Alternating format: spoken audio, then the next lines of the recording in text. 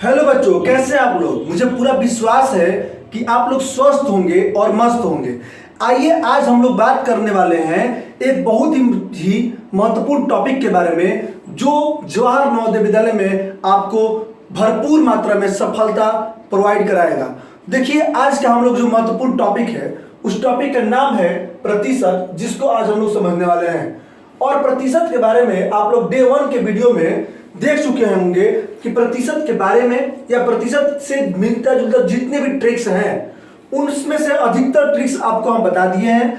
इसके बाद उसमें हम लोग नवोदय विद्यालय समिति जो परीक्षा में आपको प्रश्न देती है उस प्रश्न के भी कुछ उदाहरण, कुछ प्रश्न जो इंपॉर्टेंट प्रश्न है उसको हम लोग देख चुके हैं, समझ चुके हैं। और आज हम लोग बात करने वाले हैं उस प्रतिशत चैप्टर में कुछ उतने प्रश्न के बाद कुछ आगे के आने वाले प्रश्नों के बारे में आज हम लोग बात करने वाले हैं। बिना समय बर्बाद किए आइए हम लोग आगे के महत्वपूर्ण प्रश्नों के बारे में बात करते हैं। प्रश्न नंबर 17 कह रहा है कि एक कक्षा में 15 लड़के और 10 लड़कियां हैं, कक्षा में लड़कियां कितना प्रतिशत हैं। यानी कि एक क्लासरूम है, उस क्लासरूम में 15 लड़के हैं और 10 लड़कियां हैं, तो बताना है कि लड़कियां कितनी प्रतिशत हैं।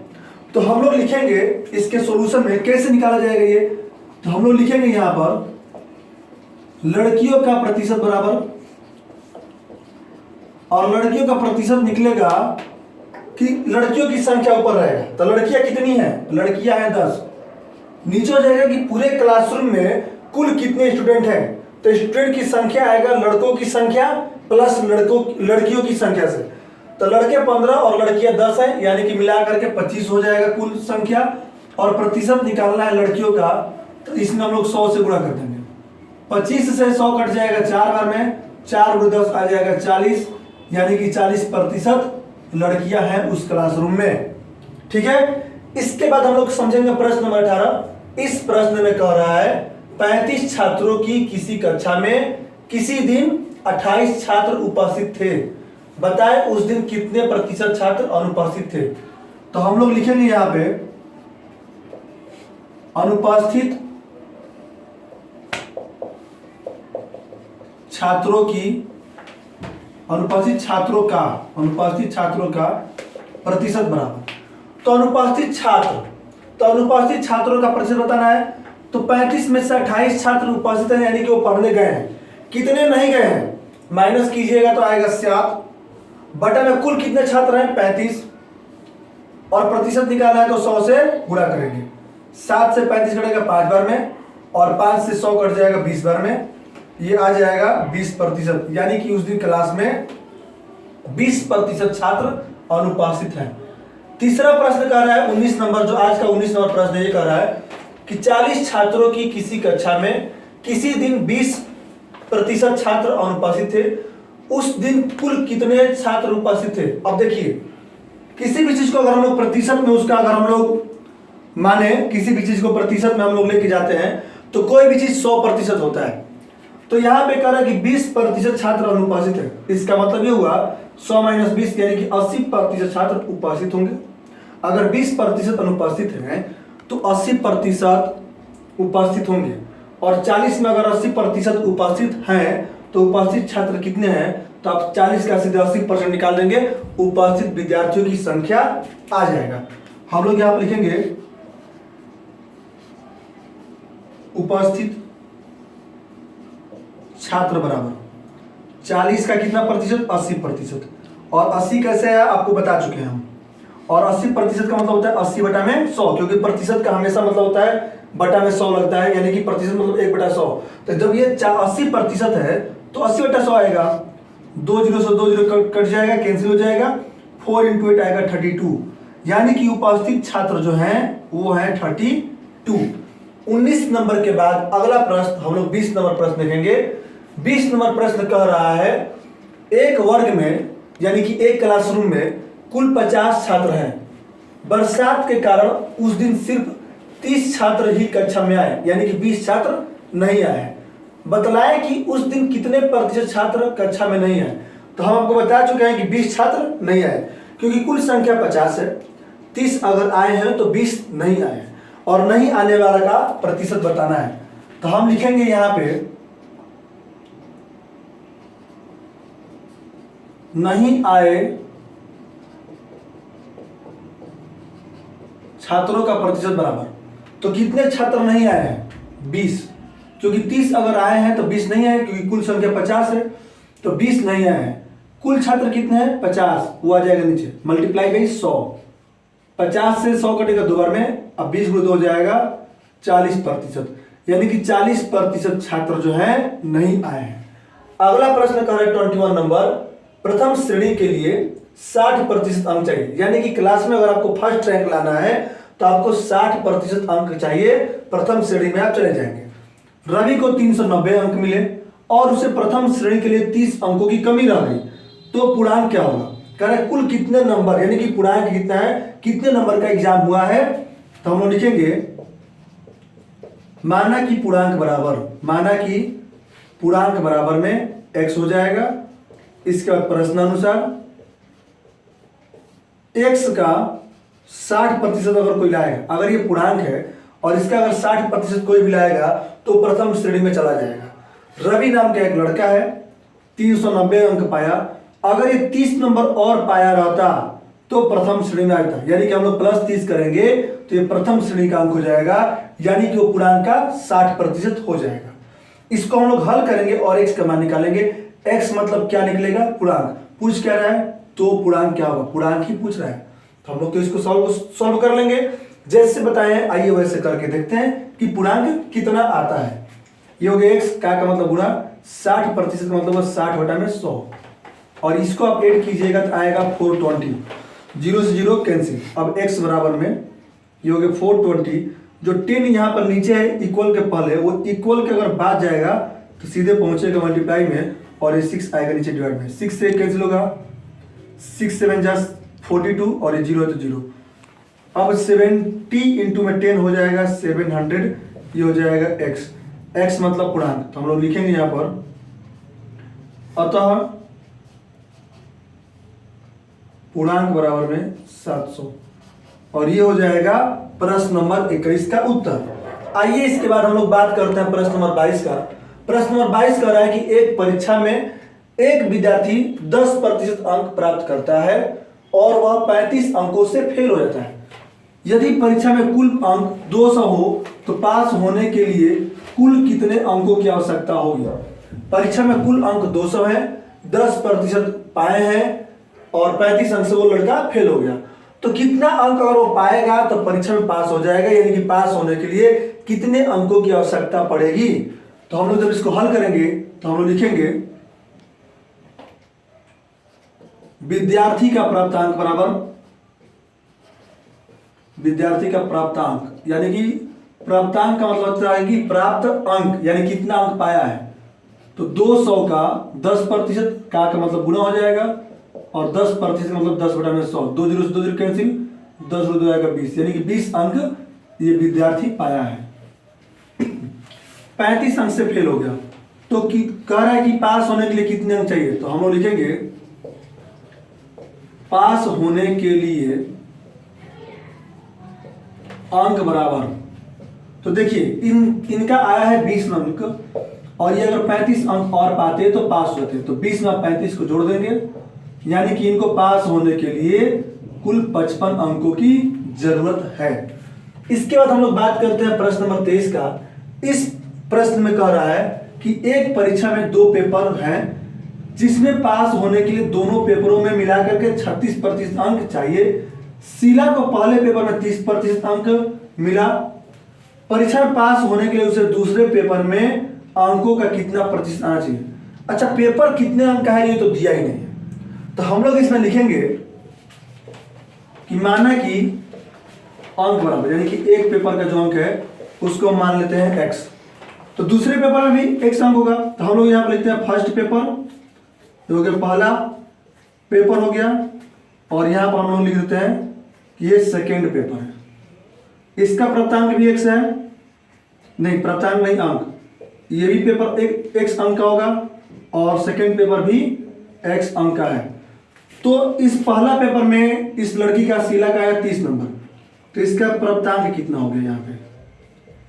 तो इस x का 30% निकालेंगे, 0 से 0 कैंसिल हो जाएगा, ये आएगा 3x/10, ठीक है। अब x ये और x ये मिलाकर कितना हो जाएगा, 2x हो जाएगा। तो उस लड़की को 36% पाने के लिए कितना अंक लाना होगा, यहां पर ये पूछ रहा है। तो हम लोग ये देखते हैं कि इस 2x का 36% कितना होता है। 2 से कटेगा 50 आएगा, ये 2 से कटा तो 25 और ये 2 से कटेगा तो 18, यानी कि 18x बटा में 25 इतना अंक अगर कोई लाएगा तो हम लोग ये हो जाएगा कि उसने दोनों पेपर मिला के 36% अंक पा गया। एक पेपर में तो इसका इतना आ गया है, दूसरे पेपर में कितना अंक वो लाएगी ये निकालना है। देखिए तो हम लोग यहाँ पर लिखेंगे, यहाँ पर हम लोग देख चुके हैं कि दोनों पेपर मिला करके उसको इतना नंबर मिलना चाहिए, तभी अगर उसका 36% माना जाएगा और वो लड़की दोनों पेपर में पास हो जाएगी। एक पेपर का प्राप्तांक आ गया है, दूसरे का प्राप्तांक निकालना है। तो हम लिखेंगे यहाँ पर कि दूसरे पेपर का प्राप्तांक कितना उसको आना चाहिए। तो इसमें से हम लोग 18x बटा 25 से हम लोग 3x बटा 10 को माइनस करेंगे। 25 और 10 का एलसीएम आएगा 50, 25 जाएगा 2 बार, 2 इंटू 18 आएगा 36, 10 जाएगा 5 बार और 5 से जाएगा 15x, और इसके बाद आएगा ये 21x अपॉन 50। इतना अंक लाना चाहिए उसको, तब जाकर के वो माना जाएगा कि दोनों पेपर मिला के 36% अंक उसको मिल गया है। तो इतना नंबर वो लाएगी दूसरे पेपर में, तो ये जो अंक आया है वो इस x का कितना प्रतिशत होगा हम लोग ये निकालेंगे। तो हम लोग मानेंगे यहाँ पर कि वो x का इतना प्रतिशत, मतलब क्वेश्चन मार्क वाला प्रतिशत है, और ये बराबर में 21x बटा में 50 है। अब क्वेश्चन मार्क निकालना है, तो x का मतलब गुणा और इतना बटा में 100 बराबर में 21x और नीचे आएगा 50। इसके बाद आप लोग जो है इतने का आगे यहाँ से देखते हैं। देखिए क्वेश्चन मार्क बराबर में 21x इंटू में आएगा 50, 21x नहीं सॉरी 50 तो इसके नीचे है, जो यहाँ पर 100 है वो 100 चला जाएगा ऊपर मल्टीप्लाई में, और जो यहाँ का x मल्टीप्लाई में दिख रहा है ये x आएगा नीचे, x कैंसिल और 50 से कट जाएगा 2 बार में, और 21 इंटू 2 आएगा 42। यानी कि उस लड़की शीला को दूसरे पेपर में 42% नंबर लाना होगा, जिससे कि दोनों पेपर मिला करके उसको 36% मार्क्स मिल जाएं। ठीक है, समझ गया होंगे आप लोग, नहीं समझोगे वीडियो को थोड़ा सा पहले कीजिए और समझ लीजिए। ठीक है, आइए 23 के बाद हम लोग नेक्स्ट क्वेश्चन 24 की तरफ बढ़ते हैं। आइए हम लोग आगे बढ़ते हैं और अभी हम लोग बात करेंगे प्रश्न नंबर 24 का। प्रश्न नंबर 24 कह रहा है कि एक संगीत समारोह में प्रथम श्रेणी के लिए 15% टिकट आरक्षित हैं। यदि सारे टिकट बिक गए हैं तथा प्रथम श्रेणी के 171 टिकट हैं तो कुल कितने टिकट बिके हैं। कह रहा है एक संगीत का समारोह हो रहा है और उस संगीत के समारोह में जो प्रथम द्वितीय और तृतीय श्रेणी के जो सीट होते हैं उसमें प्रथम श्रेणी के लिए 15% टिकट है, और यदि सारे टिकट बिक गए हैं तथा प्रथम श्रेणी के मतलब कि जो बाकी के द्वितीय और तृतीय श्रेणी के जो सीट है उसके टिकट बिक चुके हैं और प्रथम श्रेणी के 171 टिकट है, तो कुल कितने टिकट बिके हुए हैं ये पूछ रहा है। यानी कि देखिए कोई भी चीज 100% होता है और उसमें से अगर 15% टिकट प्रथम श्रेणी के लिए है तो 100 से आप 15 को माइनस करेंगे तो 85% टिकट द्वितीय और तृतीय श्रेणी के लिए होगा, और वही टिकट बिका है और प्रथम श्रेणी के लिए 171 टिकट है, यानी कि कुल टिकट की संख्या का 15% जो है 171 टिकट है। तो हम लिखेंगे माना कि कुल टिकट बराबर x। अब इसके बाद हम लोग लिखेंगे प्रश्नानुसार x का 15% बराबर में ये हो जाएगा 171। x का मतलब गुणा 15% का मतलब होता है 15 बटा में 100, ये आएगा 171। अब इसके बाद x बराबर में 171 मल्टीप्लाई 100 और नीचे आएगा ये 15। जो 15 यहाँ आया ये 5 से कटेगा तो आएगा 3, और ये 5 से कटेगा तो आएगा 20, और 3 से 171 कटेगा तो 3 से जाएगा 5 बार 15 आएगा, 17 से 15 जाएगा 2 आएगा, 2 पर आएगा 21, तो 3 से गया 7 बार, ये भी कट गया। और 57 गुणा 20, तो 0 का 0 लिख दीजिए, 2 से 14 4, 1 कैरी, 2 5 10 और 1 11, यानी कि कुल टिकट जो है वो 1140 है और 171 टिकट जो है वो प्रथम श्रेणी के है, तो कुल कितने टिकट बिके हुए हैं? तो हम लोग लिखेंगे कुल बिके हुए टिकट बराबर कुल बिके हुए टिकट बराबर में ये 1140 हो गया कुल टिकट है, जिसमें से 171 टिकट प्रथम श्रेणी के लिए आरक्षित है और बाकी टिकट बिक गए हैं, तो इसमें से 171 को माइनस कर लेते हैं। 10 में से 1 के 9 और यहाँ पर 13 में से 7 जाएगा 6 और यहाँ पर आएगा 10 में से 1 के 9, यानी कि 969 टिकट जो है बिक चुके हैं। ये आपका आ जाएगा इस प्रश्न का आंसर। ठीक है, आइए आगे बढ़ते हैं, हम लोग बात करते हैं प्रश्न नंबर 25 का। प्रश्न नंबर 25 कह रहा है एक चुनाव में 2 प्रत्याशियों में से एक को 40% मत मिले और वह 100 मतों से हारता है, मतों की कुल संख्या कितनी है? तो मतों की कुल संख्या हम लोग मानेंगे x, 40% मत इसको मिला है और ये हार गया है, यानी कि जीतने वाले पाए होंगे 60%, तभी ना ये 40% पा करके भी हार गया है। और इसके बाद हम लोग उसी को आगे सॉल्व करेंगे, प्रश्न का आंसर आ जाएगा। आइए करते हैं इसको। देखिए हम लोग लिखेंगे कि माना कि मतों की कुल संख्या बराबर, तो मतों की कुल संख्या हो जाएगा x। अब हम लोग लिखेंगे हारने वाले को मिला मत, तो इस x का हो जाएगा 40%, x गुणे 40 बटा में 100, 0 से 0 कैंसिल, 2 से कटेगा 2, 2 से ये आएगा 5 और ये हो जाएगा 2x बटा में 5। ये हो गया हारने वालों को मिला है। इसके बाद हम लोग लिखेंगे जीतने वाले को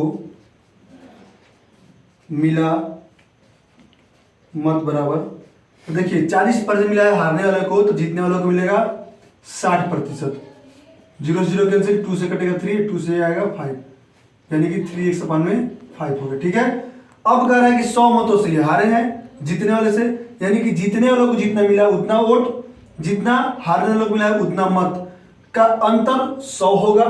बात तो यही आता है यहां से, तो हम लोग लिखेंगे इसके बाद प्रश्नानुसार,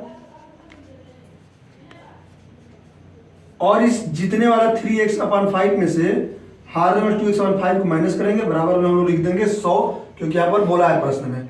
अब यहाँ से 3x और नीचे देखिए 5 5 इक्वल है, तो 3x से 2x जाएगा तो x आएगा, x बटा में 5 बराबर में आएगा 100 और x बराबर निकालेंगे तो 100, ये जो 5 नीचे डिवाइड में ये आएगा मल्टीप्लाई में, तो x बराबर में हो जाएगा ये 500।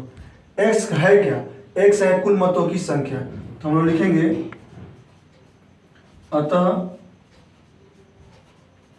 कुल मत बराबर में ये आ जाएगा 500। ठीक है, ये आ जाएगा इस प्रश्न का आंसर।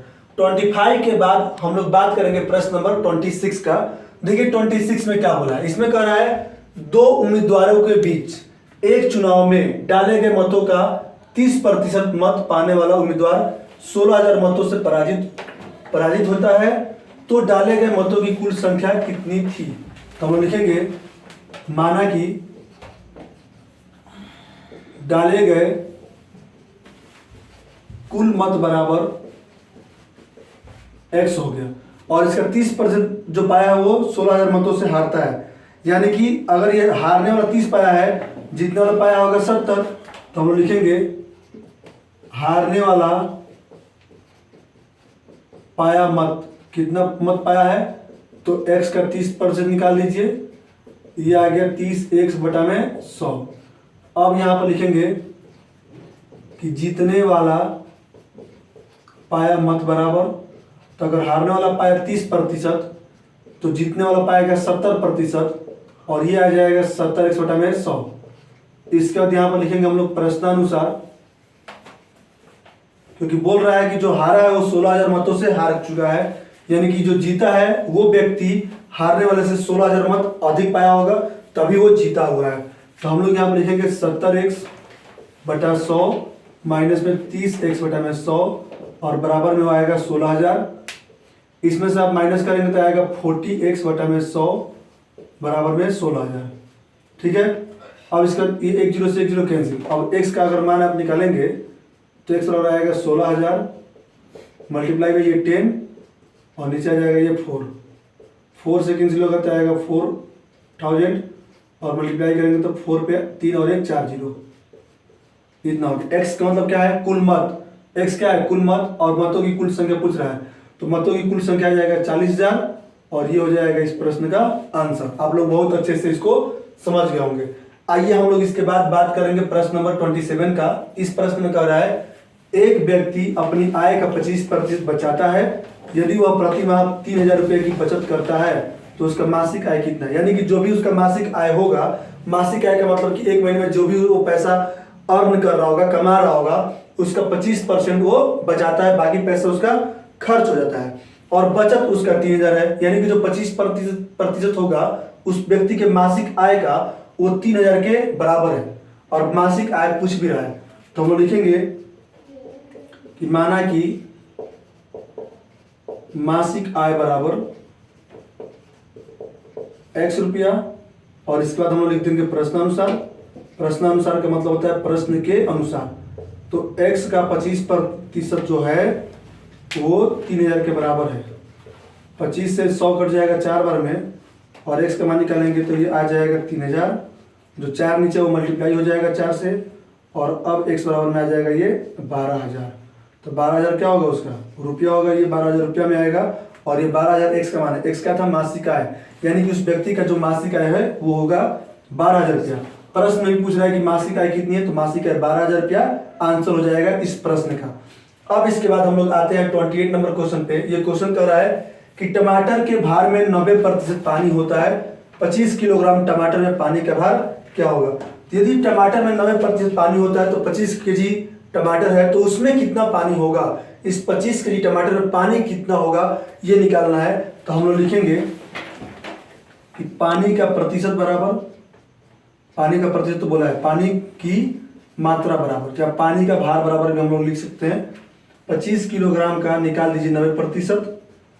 तो प्रतिशत का मतलब 100 तक नीचे आएगा 100, 25 से कट जाएगा 4 बार में, 2 से कटेगा 2 आएगा, 2 से कटेगा तो आएगा 45, यानी कि 45 बटा में 2 किलोग्राम ये आएगा। या इसको हम लोग 22.5 किलोग्राम भी कह सकते हैं, या इसको हम लोग 22 and 1/2 kg भी कह सकते हैं। जैसा आपका ऑप्शन होगा वैसा आप टिक लगाएंगे। ये सब इसका आंसर है और सब सही है।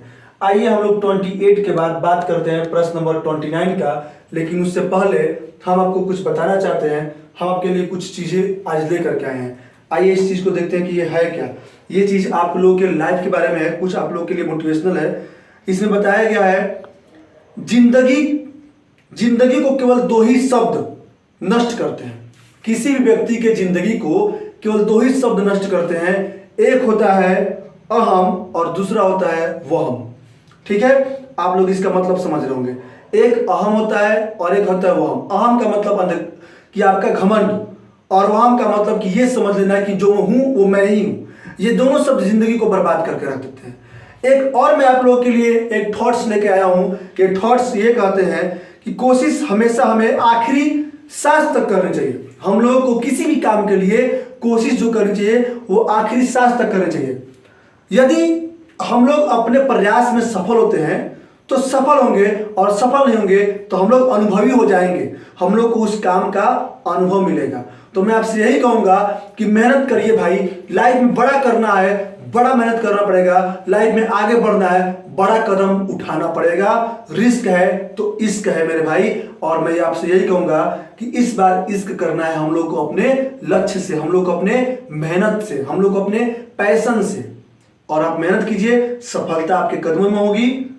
और इसी के साथ मैं अब आप लोगों को अगले प्रश्न की तरफ लेके चलता हूं। आइए हम लोग बात करते हैं प्रश्न नंबर 29 का। यह प्रश्न कह रहा है कि महेश का प्रति माह वेतन 1200 रुपया है। वह 250 रुपये खाने पर, 150 रुपये मकान के किराए पर और 600 रुपये अन्य काम पर खर्च करता है। बताए कि वह कितने प्रतिशत धन खर्च करता है। तो सबसे पहले हम लोग ये लिखते हैं कि उस महेश बाबू का कुल कितना खर्च है। तो एक खर्च है 250 खाने पर, 150 रुपये मकान किराए पर और 600 रुपये अन्य काम पर। अगर कुल खर्च को हम लोग जोड़ दें तो ये हो जाएगा 1,000 रुपये। ठीक है, 1200 रुपये उनका वेतन है, 1,000 रुपये खर्च करते हैं। तो कह रहा है कि बताए कि वह कितने प्रतिशत धन खर्च करते हैं। तो खर्च तो निकल गया, अब खर्च का प्रतिशत। तो खर्च का प्रतिशत बराबर हो जाएगा, खर्च ऊपर हो जाएगा, कुल उनका जो वेतन है 1200 नीचे हो जाएगा, मल्टीप्लाई बाई 100। 2 जीरो से 2 जीरो कैंसिल, ये 4 से कट गया 3, ये कटाएंगे 4 से तो आएगा 250, यानी कि ये आएगा 250 बटा में 3%। या हम लोग इसको ये भी लिख सकते हैं मिक्स फ्रैक्शन में चेंज करके, मिक्स फ्रैक्शन में चेंज करके हम लोग ये भी लिख सकते हैं 83 एंड 1/3% जो है इनका आंसर। ये भी आ सकता है, ये भी आ सकता है। जैसा आपका ऑप्शन होगा वैसा आप लोग टिक मारिएगा, उस ऑप्शन को आप लोग कलर कर दीजिएगा। आइए इसके बाद हम लोग इस प्रतिशत चैप्टर का महत्वपूर्ण प्रश्नों में ये हम लोग का आखिरी प्रश्न होगा। इसके बाद हम लोग अगले बार मिलेंगे, अगले वीडियो में अगले टॉपिक के साथ मिलेंगे और वो टॉपिक बहुत ही मजेदार और इंटरेस्टिंग टॉपिक होगा। तब तक के लिए आइए ये प्रश्न को देखते हैं, पहले इनको समाप्त किया जाए, इनका विदाई कर दिया जाए प्रतिशत जी का, और हम लोग मिलेंगे अगले वीडियो में अगले टॉपिक के साथ। जब ये पूरा आपका सिलेबस खत्म हो जाएगा, इसमें तो हम लोग महत्वपूर्ण प्रश्न देख ही रहे हैं, जब पूरा सिलेबस आपका खत्म हो जाएगा तो हम आपको कुछ प्रैक्टिस पेपर भी बताएंगे, प्रैक्टिस पेपर सिखाएंगे। और केवल मैथ ही नहीं बल्कि आप लोगों को मैथ के साथ साथ आप लोगों को रीजनिंग और हिंदी भी मिलेगा, और हम आपको बताएंगे कि रीजनिंग और हिंदी में कहां से प्रश्न जवाहर नवोदय विद्यालय समिति आपको देने वाली है। तो आइए हम लोग इस प्रश्न की बात करते हैं, प्रश्न नंबर 30 को।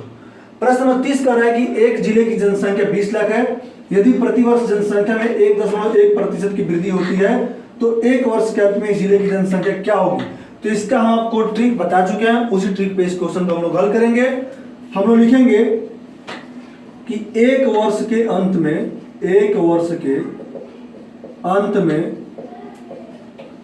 जिले की जनसंख्या बराबर, एक वर्ष के अंत में जिले की जनसंख्या बराबर, तो ये तो आएगा 20 लाख, ये जो है 1 प्लस में ये आएगा रेट दर इसका, और एक ही वर्ष बोल रहे थे यहाँ पर 1 रहेगा। अगर 2 वर्ष बोलता यहाँ पर 2 रहता, 3 वर्ष बोलता तो 3 रहता। कभी कभी प्रश्न आपका ऐसे भी आ सकता है, जैसे कह देगा कि सन 2000 में जनसंख्या 20 लाख है और जनसंख्या प्रतिवर्ष 1.1% की जनसंख्या में वृद्धि होता है, तो 2005 में जनसंख्या कितना होगा। तो यहाँ बोला ना कि सन 2000 में जनसंख्या 20 लाख है और अब बोल रहे 2005 में, तो सन 2000 से 2005 कितना साल हुआ, 5 साल हुआ। तो यहाँ पर जो है इसका पावर में 5 आ जाएगा। ठीक है, ऐसे प्रश्नों का आप लोग ध्यान देंगे। आइए इसको हल करते हैं, सॉल्व करते हैं। 100 इंटू 1 आएगा 100, और 100 में जब 1.1 को जोड़ेंगे तो 101.1 आएगा, नीचे हो जाएगा 100, पावर 1 है तो यही रह जाएगा। 2 जीरो से 2 जीरो कैंसिल आउट हो गया। यहाँ पर देखिए 1 2 3 4 जीरो है, तो 1 2 3 4 जीरो लगे, 2 का मल्टीप्लाई कीजिए, 2 1 2, फिर 2 1 2, 0 है तो 0, फिर 2 1 2, डेसिमल के बाद एक अंक लग जाएगा ये, यानी कि आ जाएगा 20.22 लाख। तो जनसंख्या बढ़ करके इतना हो जाएगा, यानी कि 20,22,000 जनसंख्या हो जाएगा, जिसको हम लोग लाख में 20.22 लाख कह सकते हैं। तो ये रहा इस प्रश्न का उत्तर, और हम लोग अगले वीडियो में अगले टॉपिक के साथ मिलेंगे। और यदि आप लोग को हमारा पढ़ाई पसंद आए तो आप लोग मेरे चैनल को सब्सक्राइब कीजिए और आप अपने फ्रेंड के साथ भी शेयर कीजिए, ताकि उन बच्चों का भी भला हो सके और वो बच्चे भी इस चीजों को समझ पाए, सीख पाए। नवोदय विद्यालय अपने आप में एक ब्रांड है और इस चीज को वही समझ सकता है जो नवोदय से जुड़ा हुआ हो। तो मैं आपको यही सलाह दूंगा, मैं खुद एक नवोदय हूं, मेरा पढ़ाई नवोदय विद्यालय से हुआ है, मैं आपको बता चुका हूं अपने पहले के वीडियो में। तो मैं आपसे यही कहूंगा कि भाई मेहनत कीजिए और नवोदय जैसे ब्रांड वाली संस्था में जाइए, पढ़िए। मैं ये नहीं कर रहा हूं कि बाकी सब जो भी स्कूल है, कॉलेज है, वो अलग है या वो अच्छे नहीं है, मैं ये नहीं कर रहा हूं।